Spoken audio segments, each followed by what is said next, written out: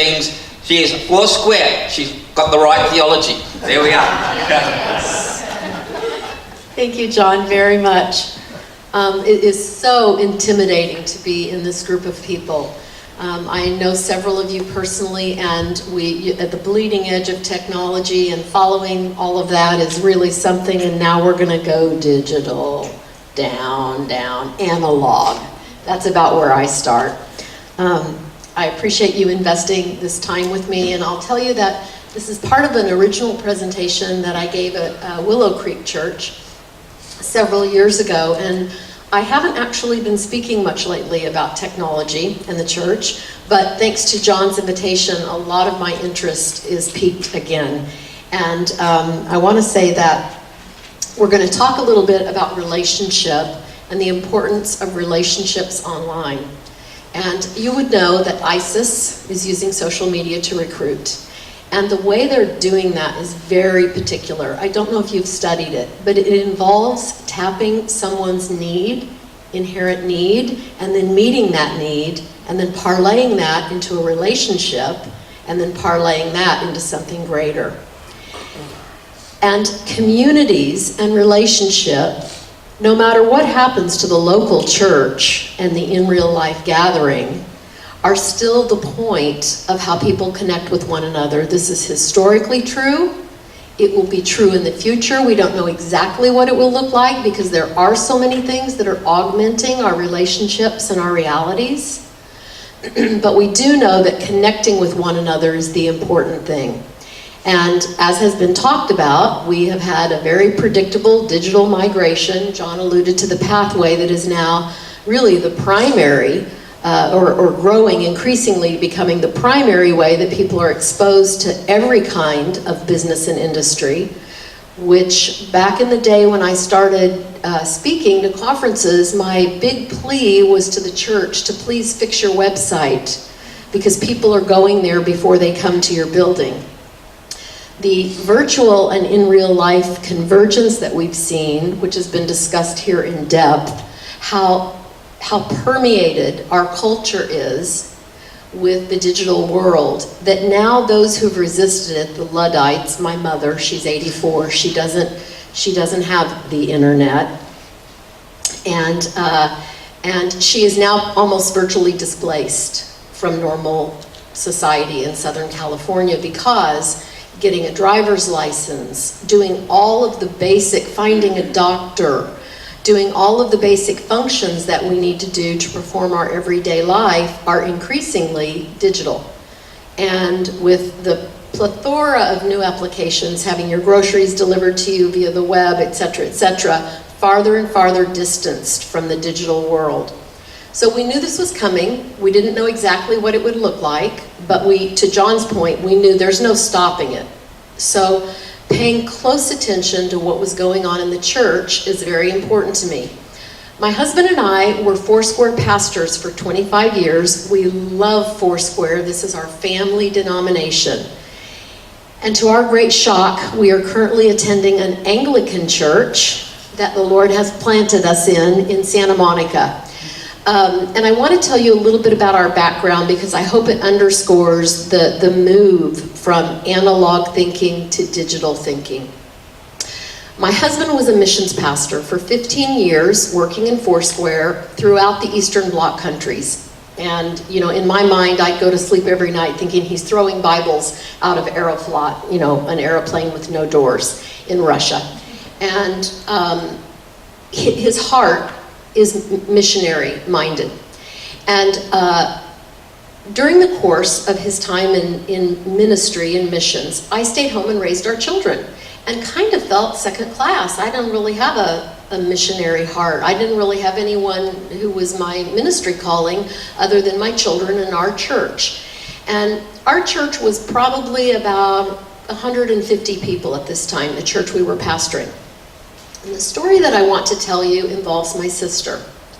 She's a single woman, always been a devoted and devout Christian, and felt that the Lord was asking her to adopt a baby from China. And in China, as you know, there's a one-child policy. If you have a girl, you let go of her one way or the other and try again for a boy. And so my sister started the process of adoption as a single mother. And it was noteworthy to me that she put up a blog, and that was back when we all thought blogs were funny. What is that? And hundreds of people started visiting her blog, all of them people hoping to adopt in China. And during the course of about 24 months, many things happened in her personal life, including that she was diagnosed with cancer in her face. And the blog went crazy.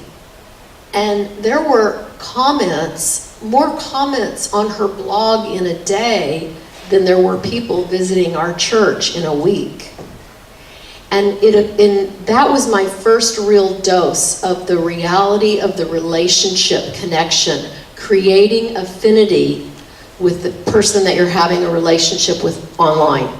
And my sister adopted her daughter, wonderful Abby, who's a ballerina today, 10 years later, and retained many of the friendships that she gained along the way through this affinity relationship. And what I want to note for you is the notion of redefined proximities. And through globalization, the web, we'll use the term web and internet interchangeably in this opportunity to talk about it, but the idea that you could be more connected to someone who you have no proximity to in terms of local proximity, more connected to them through an affinity, is the most powerful notion in the web. The technology is just a tool.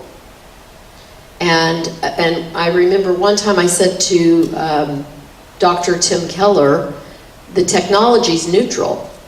And he corrected me and said, well, actually, no, it's not neutral. It's a human construction, so it's inherently flawed.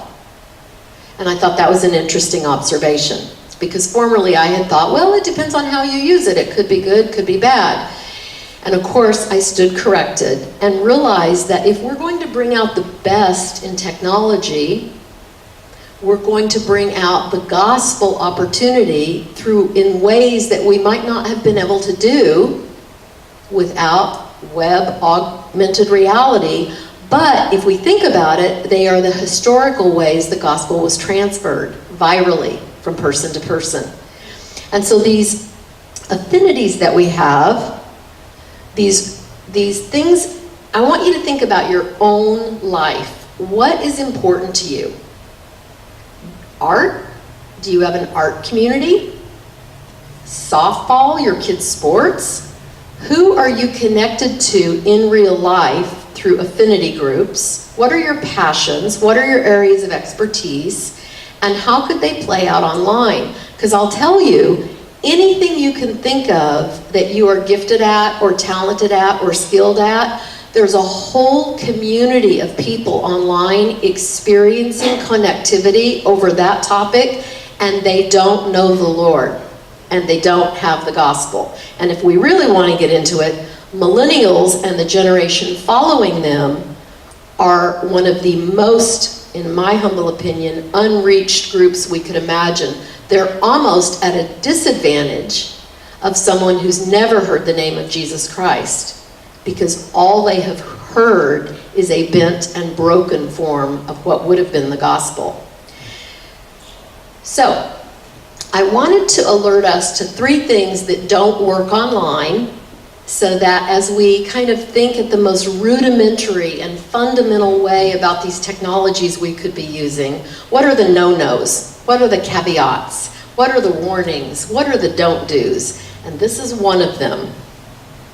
Because broadcast mode is gone.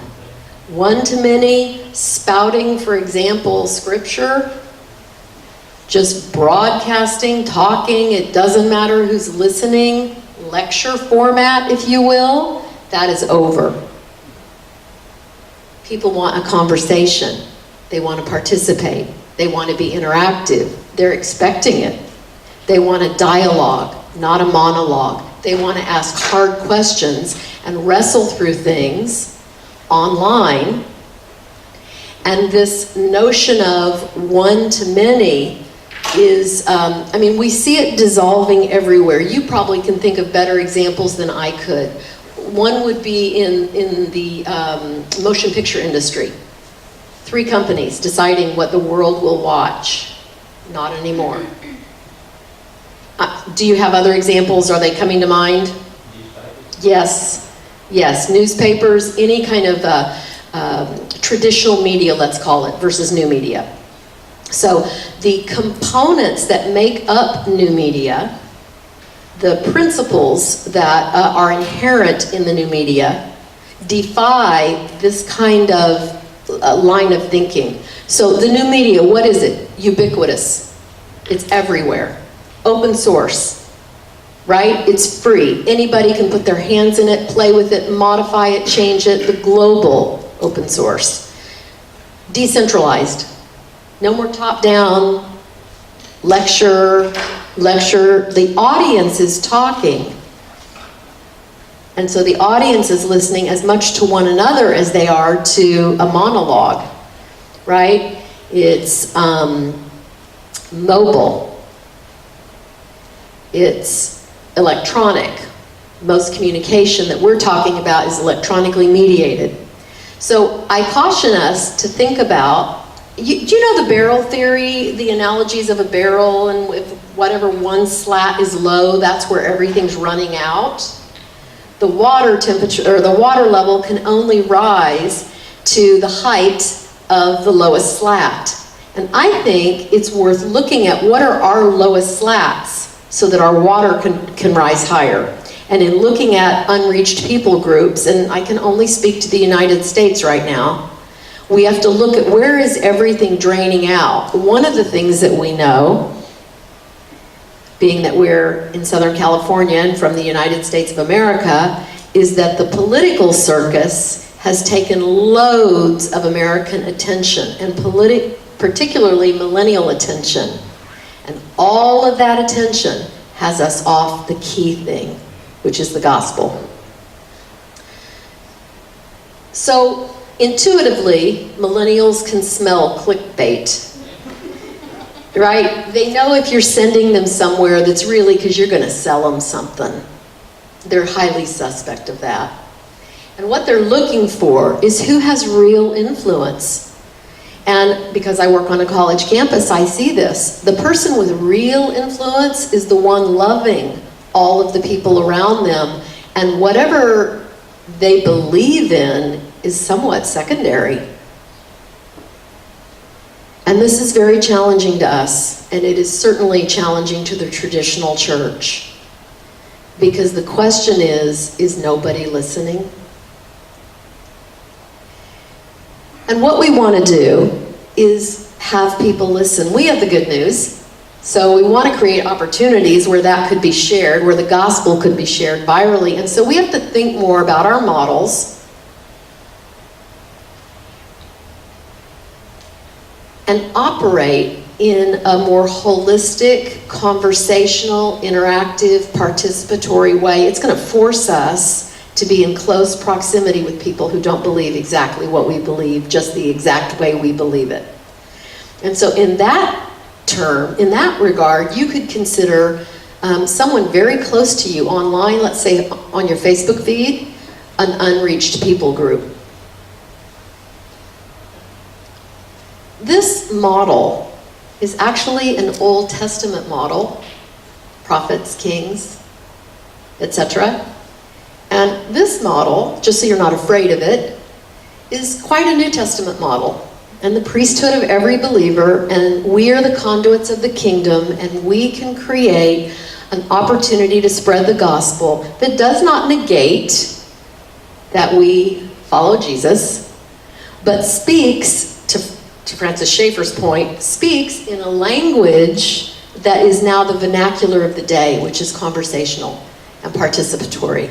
And if we're actually confident in our faith, we're not afraid of the kinds of questions that arise when we're talking to people that don't believe exactly what we believe.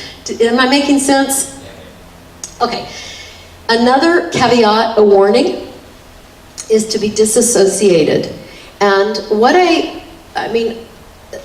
I'm not talking about using the newest technology. What a waste of time, let's just say, for some of us in this room to spend our time on Snapchat.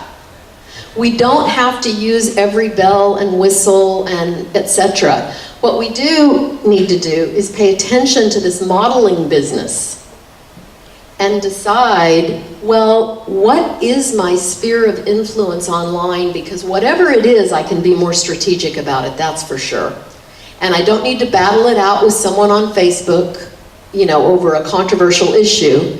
I can simply message them and say, let's talk.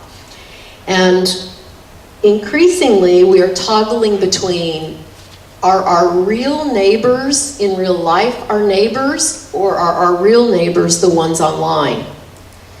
And I remember back when I was spending more time online, I've always had a predisposition for the web, and I do have a degree in the diffusion of new media technologies. And I met DJ Chong. And we were friends online and friends at conferences, and he and I have very similar passions, and like many of you in this room, I look up to and respect the ministry of.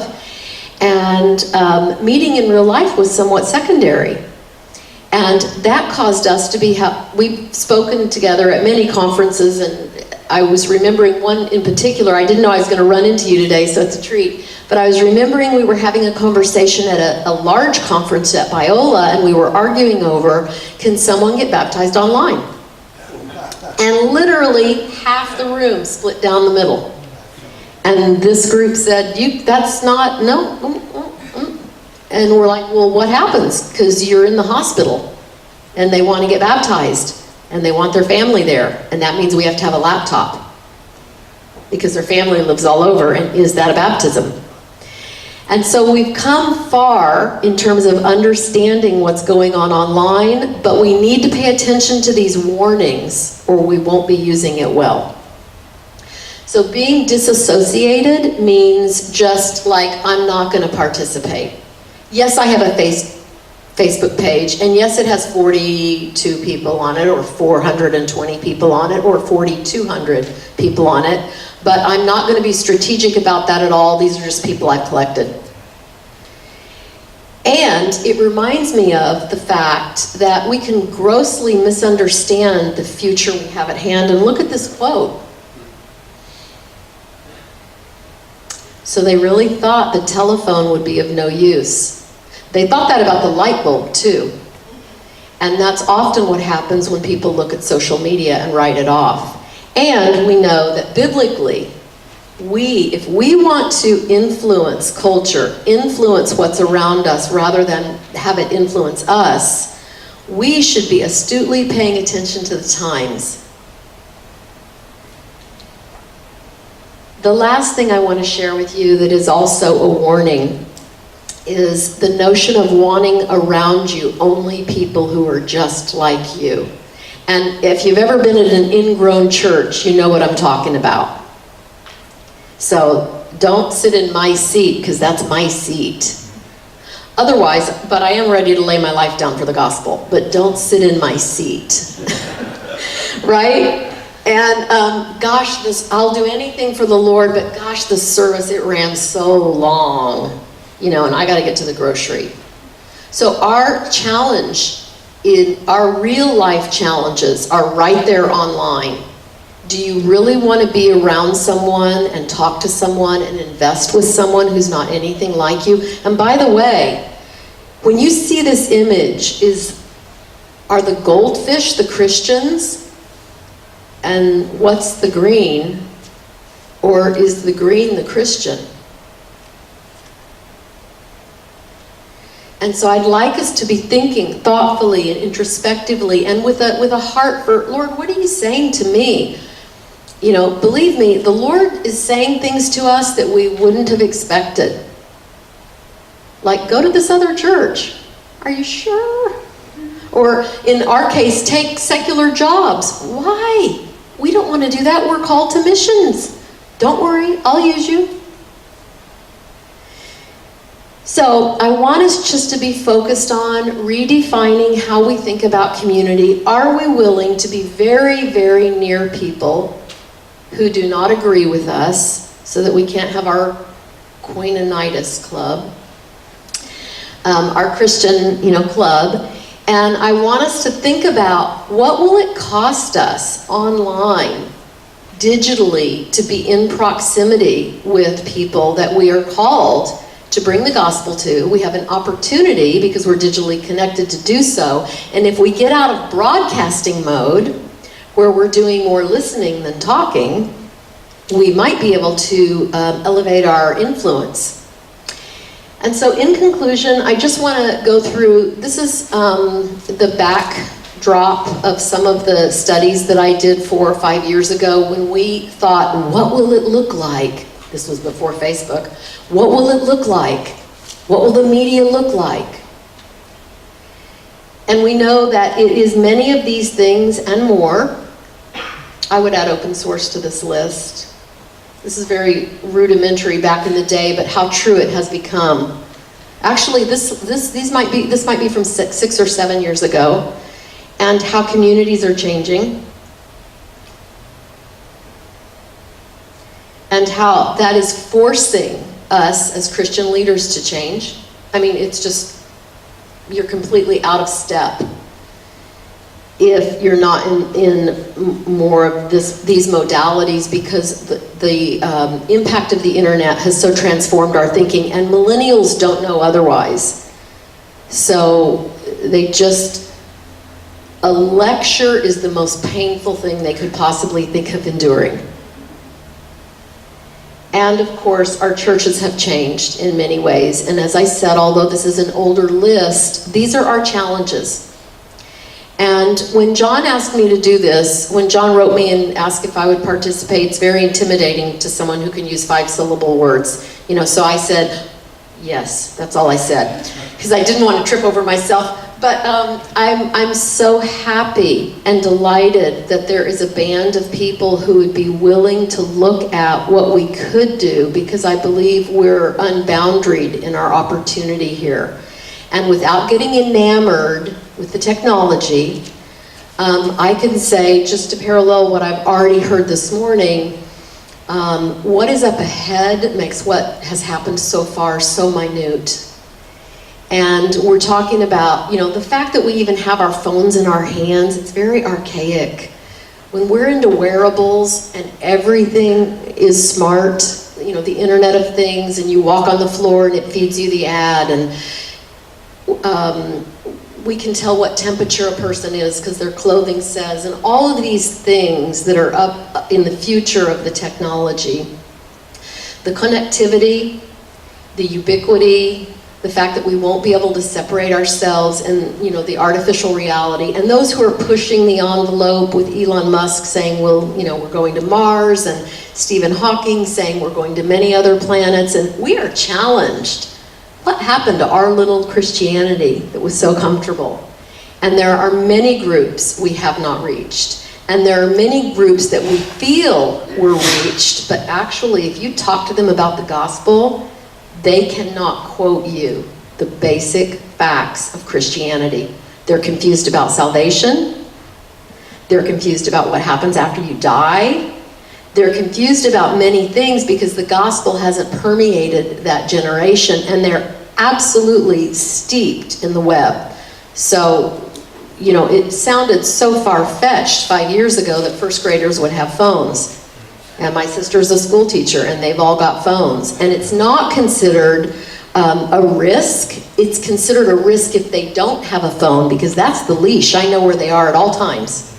So I offer just these observations to you from a very analog perspective. I can't even figure out how to turn on my Apple TV. And in a room like this of cyber geek geniuses, it's awkward to do so, but I hope that we can look at our weak spots so that our water level can rise. Thanks, Cynthia. Let's